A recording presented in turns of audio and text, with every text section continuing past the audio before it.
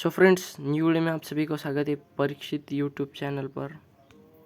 आज की इस वीडियो में दिखाने वाले रेडमी के फ़ोन में जो आपके स्पीकर से आवाज़ कम आता है उसे क्लीन करेंगे। स्पीकर क्लीन करने के लिए फर्स्ट सेटिंग ओपन कर लेनी है। सेटिंग ओपन करने के बाद आपको सीधा एडिशनल सेटिंग पर चले जाना है। यहाँ पर एडिशनल सेटिंग मिल गई, उसे क्लिक कर देते। उसके बाद नीचे नाम आएगा क्लीन स्पीकर।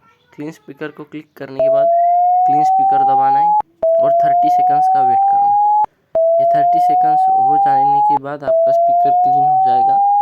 तो जिसको वीडियो पसंद आए तो प्लीज़ लाइक कर देना।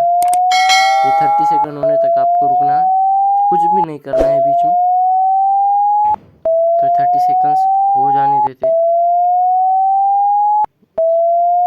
अगर भाई ये वीडियो पसंद आया तो इस वीडियो पर लाइक एम करते 50 लाइक्स का। कोई बड़ी बात नहीं, 50 लाइक कर देना तो हमारा स्पीकर क्लीन हो चुका है।